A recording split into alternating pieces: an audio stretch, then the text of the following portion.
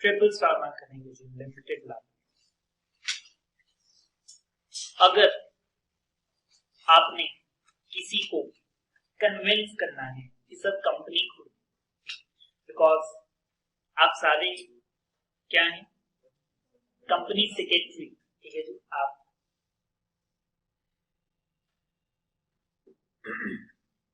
Futuristic हैं, अभी तो बने नहीं, ठीक है, बट फ्यूचर में सूनर और लेटर सब सीएस बन जाएंगे।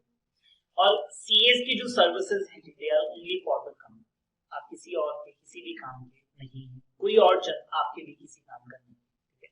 अगर आपने अपनी सर्विसेज किसी को भी देनी है तो सिर्फ और सिर्फ कंपनी को। अब एक पर्सन आपके सामने आता है जो कि 100, 200, 500 करोड़ का काम है, बट प्रोप्राइटरशिप, पार्टनरशिप, लेकिन कंपनी में। अब वो आपसे पूछता है कि सर मेरे को कंपनी क्यों खोलनी है? So the very first point which I will put in front of is the limit. Sir आपको लिमिटेड लायबिलिटी की वजह से ये पॉइंट करना चाहिए, ठीक है। मेरे पास इसकी बहुत सारी 5 मिनट लगाते हैं, ठीक है। बेसिक्स, मिस्टर ए मेरे पास आए, कहते कि सर नया काम शुरू करना है मिस्टर बी के साथ, और हमारी पूरी टर्म्स एंड कंडीशन हो गई। आप हमें फॉर्म ऑफ ऑर्गेनाइजेशन बताओ, हम पार्टनरशिप में काम करें, हम कंपनी बनाकर काम करें, कैसे करें आप बताओ। तो लेटे से मिस्टर ए मेरे खास है, तो मैंने उनसे अलग रूम में जाकर पूछा कि मिस्टर बी कौन है और ये कितनी देर से जानते हैं, कितने ट्रस्ट वर्दी। उसने कहा कि सर मेरा रियल ब्रदर है। तो मैंने कहा तो ट्रस्ट वर्दी है बाय ऑल मींस, आप पार्टनरशिप में काम करें, क्योंकि कंपनी बनाओगे तो बहुत ज्यादा फॉर्मेलिटीज। बट वो कहते हैं सर मेरा पड़ोसी है, 2 महीने से ही जानता हूं, I don't know about the back. फिर मैं कहूंगा सर पार्टनरशिप मत बनाओ, कंपनी बनाओ, लिमिटेड लाइफ। जानते नहीं ना मिस्टर बी शायद फ्रॉड निकले, कल पैसा लेके भाग जाए और आपके एसेट्स सारे अटैच हो। सो इन दैट केस अगर आपको बी पे बहुत ज्यादा फेथ अभी नहीं है, इन दैट केस आप कंपनी बनाकर मिस्टर ए की नेटवर्थ कितनी है 100, इन्होंने कंपनी में डाला 1 करोड़, 1 करोड़ किसने डाला बी, ठीक है। तो कल अगर कंपनी में कोई फ्रॉड हो जाता है, बी कुछ करके भाग जाते हैं, तो कंपनी में जो 1 करोड़ मिस्टर ए ने डाला सिर्फ वो डूब सकता है, बाकी 99 करोड़ जो इनके घर पे पड़े हैं दे आर अनटचड, बिकॉज मैंने आपको बताया कि जी कंपनी अलग मिस्टर ए अलग, ठीक है। Mister A will not be liable, चाहे कंपनी में 100 करोड़ की देनदारी क्यों ना, मिस्टर ए के 1 रुपए को भी टच नहीं किया। ये बात नहीं, जैसे माल्या जी का नाम आया, ठीक है, there are an number of the cases जिसके अंदर कंपनीज बैंकरप्ट और उनके ऑनर्स, डायरेक्टर्स, एमडीज के लाइफस्टाइल के ऊपर, उनकी वेल्थ के ऊपर एक पैसे का, वो आज भी फरारी में घूम रहे हैं, वो आज भी महीने का 2 करोड़ रुपया स्पेंड कर, उनसे पूछते सर आपके पास इतने पैसे कहां से, कहता हमेशा से कंपनी फेल हुई है, मैं थोड़ी ना फेल। कंपनी में जो 50 करोड़ था वो मिट्टी हो गया, मेरे पास जो 500 करोड़ था वो थोड़ी ना खत्म हो गया। उनके लाइफस्टाइल में कोई फर्क नहीं, उनके पास उनका पैसा है जी, कंपनी जब शुरू की, ठीक है। मैं आपको एग्जांपल देता हूं, रिसेंटली मेरे एक क्लाइंट ऑफिस के अंदर जो कि आईटी में सॉफ्टवेयर डेवलप करते, बहुत ज्यादा हार्डवर्क करके उन्होंने लेटेस्ट से 10 सालों में 5 करोड़ रुपया सेव किया, ठीक है, जोड़ा। अब उन्होंने मेरे को कहा कि सर एक कंपनी खोलनी, ठीक है, आई रेकमेंडेड एक कंपनी खोलनी, आप उसमें ये सॉफ्टवेयर डेवलपमेंट का सारा काम, क्यों। उन्होंने मेरे को एक बात बताई, वो कहते हैं कि सर मेनी टाइम्स मैं जो सॉफ्टवेयर डेवलप करता हूं, ठीक है, ट्रस्ट मी विदाउट चीटिंग, क्या मेरे मन में कोई ऐसा आइडिया नहीं आ सकता जो शायद किसी और के भी मन में आया हो, ठीक है, और मुझे नहीं पता कि वो पर्सन वो सॉफ्टवेयर पहले बना चुका है और उसको ट्रेडमार्क और रजिस्टर भी करवा चुका है। अब उसको बिना देखे मेरे मन में एक आइडिया है कि ये काम कर सकते हैं, और मैंने भी एक सॉफ्टवेयर बना जो कि उसके सॉफ्टवेयर को 80% ओवरलैप करता है। पूरा सेम तो नहीं है क्योंकि मैंने नकल मारी ही नहीं, बट 80% उसके और मेरे फीचर सेम है। अब उसने मेरे ऊपर 100 करोड़ का केस किया, सर इसने मेरा ट्रेडमार्क इन्फ्रिंज कर कॉपी कर दिया चीज में, ठीक है। ऊपर से डेकोरेशन करके थोड़े बहुत फीचर चेंज कर दिए, अंदर से इसने मेरा चुरा लिया। अब वो कहता है सर जब उसने मेरे ऊपर केस करना है, मेरी तो लाइफ लॉन्ग सेविंग्स जीरो हो जाएगी। मैं 10 साल से ही जो पैसा कमा रहा था वो तो ओवरनाइट चला जाएगा, तो क्या सिक्योरिटी में काहे की सेव। मैं कहा सर आप कंपनी में लगो एम्प्लॉय, कंपनी में आप ही डायरेक्टर, आप ही कंपनी के नाम से सॉफ्टवेयर रजिस्टर करो। कल अगर ओवरलैप हो भी गया तो कंपनी पे केस होगा 100 करोड़। हम कहेंगे कंपनी को ऑक्शन कर दो, जो मिलता है ले लो। कंपनी में 20 लाख रुपया जाता है, क्या चाहिए आपको? 2-4 कंप्यूटर चाहिए, थोड़ा बहुत स्टाफ चाहिए, थोड़ा बहुत बैंक बैलेंस चाहिए। आईटी कंपनी में चाहिए क्या आपको? रेंट पे छना ले लो, आपको कौन सा अपना ही ऑफिस चाहिए, ठीक है। सो ही इज डूइंग दिस। उसने अपना 5 करोड़ रुपया कहीं और इन्वेस्ट किया, कोई प्रॉपर्टी में, शेयर्स में, म्यूचुअल फंड्स में। 20 लाख रुपए से कंपनी खोली। अब प्रॉफिट आता है कंपनी में हर साल 50-50 लाख रुपए का, बढ़िया प्रॉफिट, वो आगे अपने नाम से कमाता। अब कंपनी टैक्स देकर वो उसके बैंक में डिविडेंड, क्योंकि he is the majority share holder, ठीक है। एंड ही इज सेफ, कहते सर मेरे को टेंशन कोई नहीं, ठीक है। मैं हमेशा फ्रॉड का केस नहीं हूं। जैसे लेट से कंपनी में मैंने 20 करोड़ डाला, मेरे पास 100 करोड़ रुपए, 40 करोड़ रुपया हमने बैंक से उधार लिया, ठीक है। बैंक की जो स्टैंडर्ड डेट इक्विटी रेशियो है दैट इज 2:1, ठीक है। बैंक आपको आपके पैसे के लिए 2 गुना फाइनेंस देता है। तो अगर मैं 20 करोड़ डालूंगा तो बैंक 40 करोड़ रुपया मेरे को देता है। तो 60 करोड़ से जेन्युइनली मैं बहुत अच्छा प्रोजेक्ट शुरू कर। रात को फैक्ट्री में आग लगी, सारा स्टॉक, सारी इंपोर्टेड मशीन जल के राख। इंश्योरेंस वालों ने क्लेम देने से मना कर दिया फॉर एनी गुड रीजन, ठीक है, कि शॉर्ट सर्किट था, आपने ही चीप क्वालिटी की इलेक्ट्रिसिटी फिटिंग करवाई थी, उनके पास 100 बहाने हैं आपका क्लेम डिनाई कर। ओवरनाइट अब बैंक कहता है कि जी मेरे को 40 करोड़ दो। मैं कहता मैंने नहीं लिया, कंपनी ने दिया, ठीक है। कंपनी को बैंकरप्ट डिक्लेयर करो, कंपनी से जो मिलता है ले लो। मैं फिर से बोल रहा हूं, अगर आप कभी कोई रिस्की वेंचर कर रही हैं, आप या आपके client, then it is always advisable to open a company और उसमें आप, ताकि आपकी लाइफ लॉन्ग सेविंग्स इंटैक्ट रहे। एक गलत डिसीजन, मैं 40 साल पैसा जोड़ता था, एक साल मैंने एक गलत फैसला लिया और 40 साल जीरो हो गए, दिस इज नॉट एडवाइस। तो कंपनी यहाँ पे खुद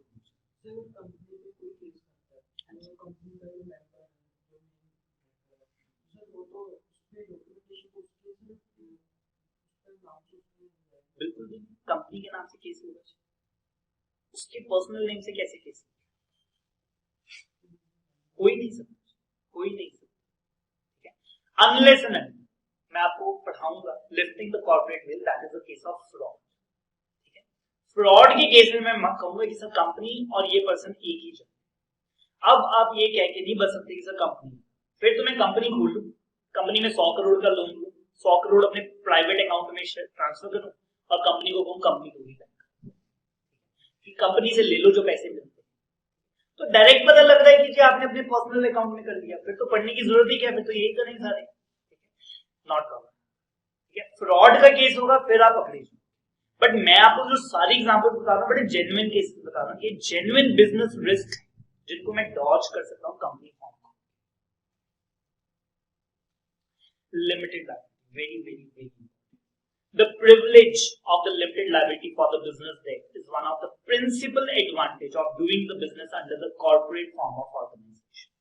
The liability of a member as a shareholder extends up to the contribution of the capital up to the nominal value of the shares held and not paid by.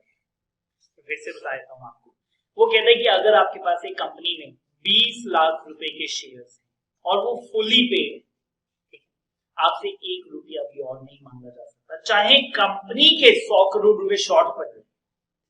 But अगर 20 लाख में से आपने अभी तक सिर्फ 15 लाख रुपए पे किए तो आपसे 5 लाख रुपए और मंगवाए जा सकते, ठीक है। तो जितने शेयर्स आपके पास हैं, if they are not fully paid, if they are not fully paid, तो to the extent they are not fully paid, the money can be demanded from, क्योंकि हमने कंपनी से 100 करोड़ लेना है, कंपनी ने आपसे 5 लाख लेना है, तो फिर आप 5 लाख रुपए अपने पे कीजिए। बट जैसे ही मैंने 5 लाख पे किए, मैंने कहा अब कंपनी ने मेरे से कुछ नहीं लेना। अब आपने कंपनी से कितना लेना है वो आप जानो और कंपनी जाने। अब आप मेरे को और ज्यादा परेशान या टच नहीं कर सकते। Are we getting? फिर वो कहता है कि the liability of the member is limited. अगर आपके पास फुली पेड शेयर है तो आपको 1 रुपया भी और देने की जरूरत नहीं, चाहे कंपनी इंसॉल्वेंट हो जाए, ठीक है, आपके पास जितने भी शेयर हैं वो फुली पेड। बट अगर company is limited by guarantee, अब ये पढ़ेंगे भी आगे जाकर, company can be limited by share, majority of the companies ऐसी होती हैं। कुछ companies are limited by guarantee, जिसके अंदर जो मेंबर्स हैं वो गारंटी भर देती है कि अगर कल कंपनी को बंद करने की नौबत आई तो आई गारंटी कि मैं 10 लाख रुपया दूंगा to contribute towards this asset. तो आपने जितने की गारंटी भरी है उतने पैसे आपको देने, ठीक है। बट अगेन ऐसी कंपनी बहुत कम देखने को मिलती है, ज्यादा companies they are limited by share, not limited by guarantee. But अगर वो लिमिटेड बाय गारंटी है तो जितनी आपने गारंटी भरी थी मेमोरेंडम में साइन करते हुए उतने रुपए आपसे मंगवाए जा सकते। एक्सेप्शन, कौन से केसेस में लिमिटेड लायबिलिटी नहीं? कहते हैं जब आपने कंपनी इनकॉर्पोरेट की बाय फर्निशिंग एनी फॉल्स और द इनकरेक्ट इन्फॉर्मेशन, कंपनी को बनाते हुए आपने झूठ बोला किसी भी तरह का, इन दैट केस फिर कंपनी की लिमिटेड लायबिलिटी नहीं। कहते हैं कि जब कंपनी को वाइंड अप करने लगे, बंद करने लगे, तो पता लगा कि बिजनेस को इस तरह से चलाया जा रहा था कि आपकी हमेशा से मंशा क्रेडिटर्स को डिफ्रॉड करनी, जिनको रुपए देने हैं आपने कभी उनको रुपए देने ही नहीं थे, उनके पैसे लेकर भाग जाना था। In that case share holders of company के अंदर कोई फर्क नहीं होगा, उनकी लायबिलिटी अनलिमिटेड मानी जाएगी। कंपनी है ही अनलिमिटेड कंपनी, ये भी एक टाइप ऑफ कंपनी होती है जिसके अंदर आपकी लायबिलिटी अनलिमिटेड होती है। अगर आपने कंपनी वो बनाई है जो कि अनलिमिटेड है, मतलब लिमिटेड है ही नहीं, तो ऑब्वियसली आपकी जो लायबिलिटी है वो अनलिमिटेड। पॉइंट नंबर 4 भी सेम है, जिसमें आपका इंटेंट टू डिफ्रॉड है to the depositors. Sahara India, Sahara India company ये करती थी, डिपॉजिट्स लेती थी गरीब जन से, विद द प्रॉमिस ऑफ कि 1 साल में डबल कर देंगे, 2 साल में 3 गुना कर देंगे, और इस तरह से पैसे लेते हैं। सो इन दैट केस अगर आपका intent to defraud the depositors, ठीक है, the word is depositor not the shareholder. उन्होंने किससे पैसा लिया? डिपॉजिटर से, कि डिपॉजिट करवा दो, कंपनी 2 गुना पैसा देगी, 3 गुना पैसा देगी, जबकि उनकी इंटेंट क्या थी? डिफ्रॉड। एंड लास्ट, आपके ऊपर ना कोई इंस्पेक्शन हुई जिसमें इंस्पेक्टर ने अपनी रिपोर्ट में ये बात लिखी कि फ्रॉड हुआ है जी कंपनी में, तो अल्टीमेटली अगर आप थोड़ा ध्यान से देखेंगे तो 1, 2, 4, 5 से पॉइंट नंबर 3 को छोड़ के बाकी सब में फ्रॉड है, ठीक है। फ्रॉड के केसेस के अंदर ये लिमिटेड लायबिलिटी वाली क्लॉज हट जाएगी। फिर तो हम जो भी पर्सन फ्रॉडी है इसको पकड़ेंगे और पूरे रुपए उससे पे करेंगे। एक बार रिकॉल करवा दें पॉइंट नंबर 1, अगर आपने झूठ बोलकर कंपनी बनाई। नंबर 2, वाइंडिंग अप के वक्त ये बात सामने आई कि कंपनी को इसी तरह से चलाया जा रहा था कि कंपनी फ्रॉड करने के लिए बनाई गई, कंपनी है ही अनलिमिटेड। पॉइंट नंबर 4, डिपॉजिटर्स को फ्रॉड करना, या फिर इंस्पेक्टर ने इंस्पेक्शन की और अपनी रिपोर्ट में ये बात लिखी कि फ्रॉड हुआ है कंपनी की। In all these cases the company के अंदर लिमिटेड लायबिलिटी नहीं। Coming to the next point, that is the perpetual succession. Company stays forever, company stays forever. मैंने पहले ही बताया कि मेंबर्स को आते जाते रहते हैं, बट कंपनी हमेशा के लिए रहती है। कब तक रहेगी? जब तक लॉ से उसे बंद नहीं किया जाता। सो कहते हैं this is the permanent existence in the private limited company. Company में लेके से 2 मेंबर्स हैं, दोनों की डेथ हो जाती है, एक की हो जाती है तो फिर, या फिर दोनों की भी हो जाती है, सेम केस, दोनों के नॉमिनीज शेयर होल्डर बन जाते, ठीक है। ए और बी 2 शेयर होल्डर थे, 50-50 के बाद दोनों की डेथ होगी, एक ही कार एक्सीडेंट में, एक ही प्लेन क्रैश में, दोनों मर गए। तो ए का सन सी, बी का सन डी, अब वो दोनों कंपनी में शेयर होल्डर बन जाएंगे और फिर वो कंपनी को चलाएंगे। लेकिन पार्टनरशिप में अगर 2 मेंबर्स हो, 2 पार्टनर्स हो और एक की डेथ हो जाए तो firm on the spot dissolve हो जाती है, फर्म उसके बाद कंटिन्यू नहीं रहती, लेकिन कंपनी कंटिन्यू रहती है। ओपीसी, ये भी अभी आगे जाकर आपको टाइप्स ऑफ कंपनी में पढ़ाऊंगे। नया कॉन्सेप्ट है जी जो कंपनी से 2013 लेकर आया है, 1% कंपनी। आज की डेट के अंदर कंपनी को बनाने के लिए कम से कम 2 जन की जरूरत नहीं, एक अकेला जन भी कंपनी खोल सकता है। हमने कहा सर हमारे पास ओपीसी थी, उसका एक ही मेंबर था, वो भी बेचारा मर गया, अब क्या कंपनी कंटिन्यू रहेगी? ना आंसर इज यस। जो उसके जो जितने भी शेयर थे वो सारे उसके नॉमिनी को चल जाएंगे, लेकिन कंपनी तो चलती ही। इसके केस लो आता है जी पेपर, ठीक है, कि कंपनी के 5 मेंबर थे, 5 मर गए, कंपनी के रजिस्टर्ड ऑफिस पे बॉम्ब गिर गया, कंपनी की फैक्ट्री में आग लग गई, कंपनी के एसेट जीरो हो गए, कंपनी के पास सिर्फ लायबिलिटीज बची है, क्या कंपनी अभी भी चलेगी? ना।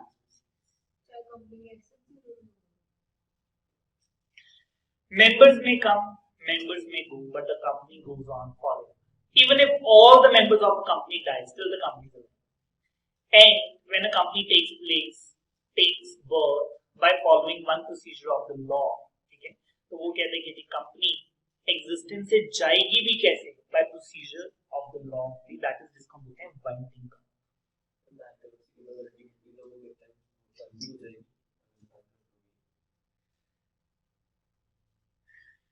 अल्टीमेटली तो सभी कंपनीज नहीं बननी, ये तो गीता में लिखा है, जिसकी भी शुरुआत है उसका अंत जरूर, what ever has a beginning, उसका एंड तो एक ही, चाहे वो 100 साल बाद हो चाहे 500 साल, एंड तो सब नहीं है।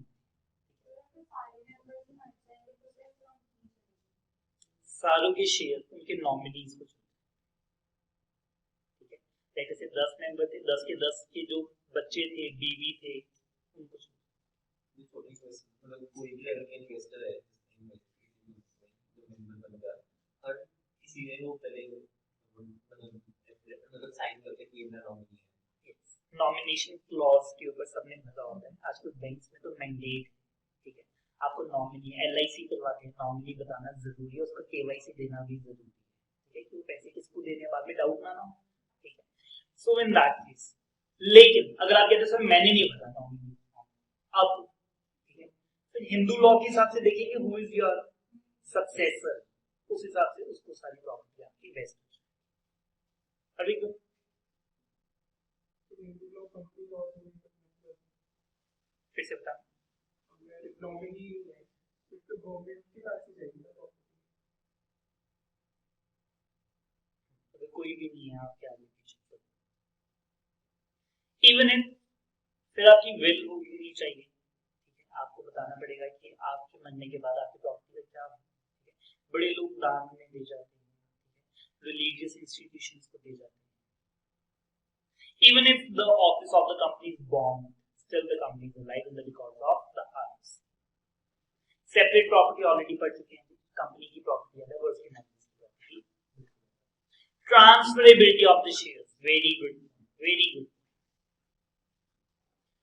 पार्टनरशिप के अंदर ना लेटर से 5 पार्टनर्स ने मिलकर काम शुरू किया, आज एक पार्टनर कहता है कि सर मैं जाना चाहता हूं, बहुत लंबा प्रोसीजर, बाकी 4 से पूछना पड़ेगा, फिर उसकी जगह पर कौन आएगा वो सबसे अप्रूव करवाना पड़ेगा, बड़ा लंबा प्रोसीजर है। बट कंपनी में ऐसा नहीं है, ठीक है, कंपनी में आप अपने शेयर किसी को भी बेच के जाओ, ठीक है, बाकियों की कोई से नहीं है कि इसको शेयर होल्डर बनाना है कि नहीं बनाना, ठीक है, बट मेंबर्स में मतलब पार्टनर्स में, पार्टनरशिप फॉर्म में बाकी सब मेंबर्स की अप्रूवल लेनी पड़ती है, लेकिन यहां पर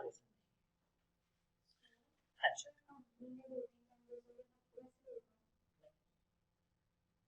फ्रीली आप अपने शेयर ट्रांसफर कर सकते हैं जिस मर्जी को। The capital of the company is divided into parts, जिनको हम क्या बोलते हैं? Shares. The shares are said to be the movable property and certain subject to certain condition. कुछ restriction हैं, but अगर आप उन restriction को avoid करें तो generally they are freely transferred. आप जब चाहे, जिसको चाहे, जितने रुपए में चाहे ट्रांसफर कर सकते, बाकी की कोई ऑब्जेक्शन। मेरे पास किसी कंपनी के 2 करोड़ शेयर थे, मैं 2 लाख में दे दिए, कोई प्रॉब्लम, बाकियों को क्या, मेरी प्रॉपर्टी है, जितनी मर्जी में तो मेरी मर्जी, मैं 20 करोड़ में भी देता, 2 लाख में देता, मेरा मन किया मैं फ्री में भी दे सकता, दे हैव नो से।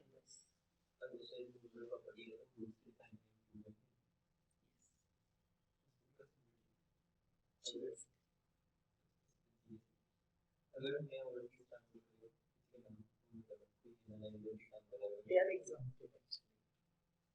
जीएसटी में तो गुड्स की डेफिनेशन से एक्सक्लूड की, जब मैं GST securities share bond debenture सब एक्सक्लूड किया, यूनिट्स ऑफ म्यूचुअल फंड सब उन पे जीएसटी नहीं। Same is in the custom.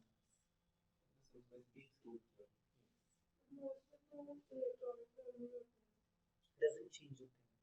ऐसा नहीं है, पहले शेयर सर्टिफिकेट मिलता था तो उसे गुड कहते थे, अब ऑनलाइन ट्रांसफर होता है तो गुड नहीं कहेंगे। ठीक है, हमारा मतलब जब वो ट्रांसफर होता तो पेपर से नहीं, तो पेपर को भी शेयर ही मानते हैं, आज चाहे वो online transfer. But I am just telling you कि उनको नाम लेकर एक्सक्लूड किया गया है कि ये मूवेबल प्रॉपर्टी तो है लेकिन इनको गुड्स की डेफिनेशन में नहीं लिखा। तो आज जब मैं 1 करोड़ के शेयर खरीदता हूँ तो मेरे ऊपर जीएसटी नहीं, बट 1 करोड़ के शेयर पे ब्रोकरेज पे करता हूँ, उस पर जीएसटी लगता है। Brokerage is a service, goods and service tax के अंदर ब्रोकरेज इज अ सर्विस। तो 100 रुपए के ऊपर अगर 1 रुपए की ब्रोकरेज पे की तो उस पर 18 पैसे जीएसटी, 1 रुपया 18 पैसे। ठीक है, बट 100 रुपए के शेयर्स के ऊपर कुछ नहीं।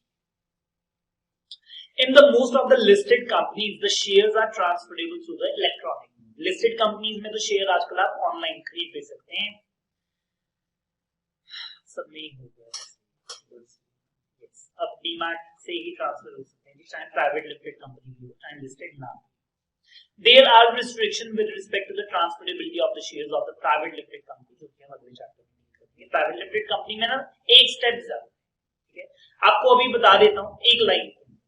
प्राइवेट लिमिटेड कंपनी अगर है, जैसे अभी किसी ने पूछा कि सर सिर्फ 2-3 मेंबर्स होंगे, तब तो पूछना पड़ेगा। ठीक है, सिर्फ इतना सा पूछना है, जैसे हम 3 मेंबर्स हैं, सबके पास 1 करोड़ 1 करोड़ 1 करोड़ के share. Today I want to sell off my share, I want to get retired. ठीक है, जितने के भी बिक रहे हैं, तो प्राइवेट लिमिटेड कंपनी में सिर्फ और सिर्फ इतनी सी रिस्ट्रिक्शन है कि आप अपने एग्जिस्टिंग शेयर होल्डर से पहले पूछो। मैं बाकी 2 से पूछूंगा कि जी मैं अपने 1 करोड़ के शेयर बेचना चाहता हूं, आपने खरीदनी। ठीक है, जितने लेने हैं ले लो, नहीं तो मैं बाहर बेच।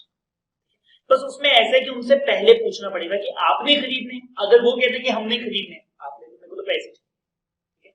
आपने कहा कि मेरे को 20 लाख के दे दो, मैंने 20 लाख के आपको दे दिए, बाकी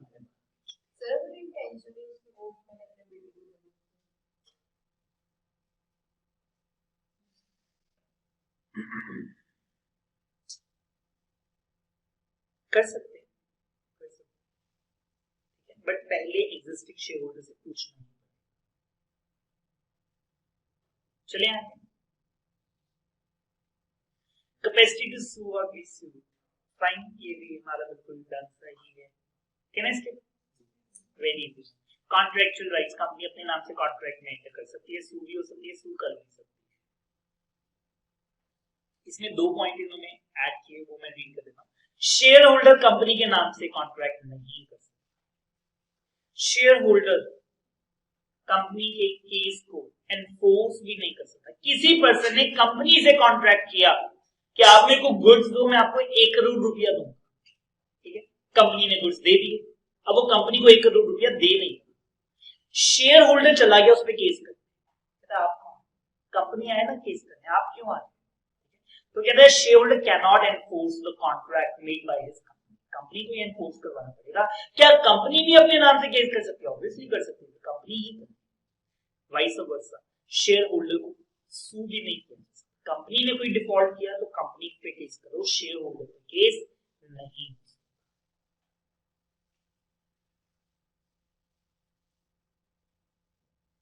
आपकी नॉलेज के लिए एक बड़ी इंटरेस्टिंग बात है, बैंक्स इतना स्मार्ट प्ले करते हैं आज की डेट में। किसी भी कंपनी को लोन देते हैं तो डायरेक्टर्स को पर्सनली रिस्पॉन्सिबल साइन करना कि अगर कल कंपनी ने ये पैसे ना चुका, आप गारंटी दो कि आप ये पैसे पर्सनल कैपेसिटी में चुका। कंपनीज एक्ट का सेंस ही खत्म कर दिया उस डॉक्यूमेंट पे जब आपने साइन किया, तो कंपनी की लायबिलिटी मेरी लायबिलिटी। ठीक है, और मेजॉरिटी ऑफ द केसेस में डायरेक्टर लोन देते ही नहीं जब तक डायरेक्टर पर्सनल गारंटी ना दे। But I have seen few cases जिसमें डायरेक्टर अड़ गए कि सर जब कंपनी आपसे लोन ले रही है, मैं किस बात की पर्सनल ले रही हूँ, क्योंकि मैं आज इस कंपनी में डायरेक्टर हूं, कल नहीं। ठीक है, कल मैं किसी और कंपनी में, तो फिर मैं तो नहीं दे, और मैंने ऐसे केसेस करवाए हैं जिसके अंदर बैंक को कहता चलो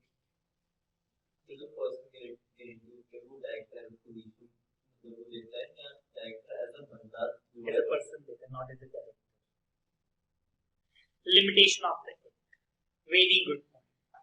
कंपनी सिर्फ और सिर्फ वो काम कर सकती है जो आपके मेमोरेंडम में ऑब्जेक्ट क्लॉज में लिखा है, आप कुछ और काम नहीं कर सकते, ठीक है।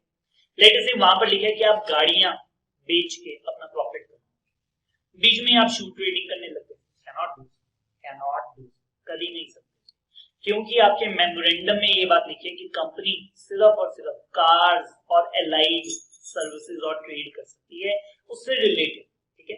आप सर्विस, पेयर, सेल ये सब कर सकते हो, ठीक है। किसी की कार ठुक गई, आप रिपेयर भी करना चाहते हो वो कर सकते हो, बट बीच में आप शू मैन्युफैक्चरिंग और शू ट्रेडिंग शुरू कर दोगे, नॉट। अगर आपके मेमोरेंडम में कार के साथ बाइक भी लिखा है, अगर बाइक नहीं लिखा नहीं कर सकते, कर ही नहीं सकते। मॉडिफाई मेमोरेंडम को अमेंड करवा, अपडेट करवा, उसका भी प्रोसीजर पड़ेगा, एजीएम बुलानी पड़ेगी, 75% शेयर होल्डर से पूछना पड़ेगा, वो सब हाँ कहेंगे, उसके बाद आरओसी को अपडेट करना पड़ेगा, आरओसी परमिशन देगी, 2-2.5-3 महीने का प्रोसेस है। उसके बाद अगर सब हो जाता है then you can do. Minus क्यों करवा पड़ेगा, बंद कर दो, जरूरी थोड़ी ना कि जो लिखा है वो करना ही करना है, माइनस नहीं कोई।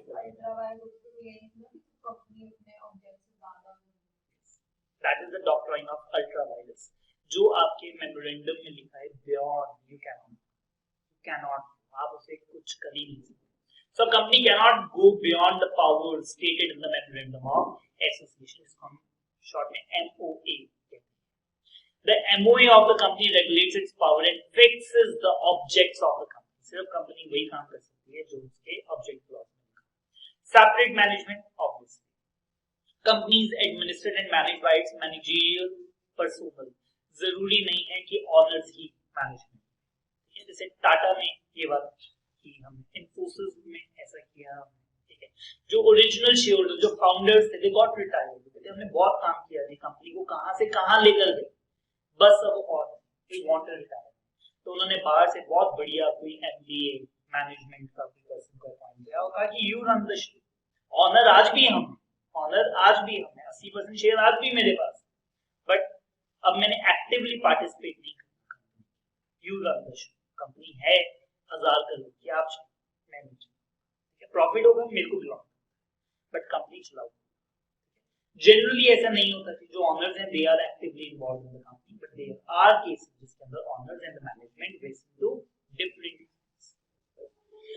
Voluntary association for the profit. Obviously जो कंपनी है जिसको हम प्रॉफिट मेकिंग कंपनी से ही चलाते हैं, नहीं तो वो सेक्शन 8 कंपनी है that is not for profit organization, ठीक है। ये चैरिटी और गुड कॉज, सोशल कॉज के लिए बनाई जाती है, बाकी सब कंपनी जनरली प्रॉफिट मोटिव के लिए बनाई जाती है। जो भी आप काम करते हैं with an intention to earn the termination of the existence, वो कहता है कि ये कंपनी कभी भी नेचुरली जैसे इंसान मरते हैं वैसे नहीं मरते, it is created by law, it is regulated by law, it is affected, it is ended by law, ठीक है।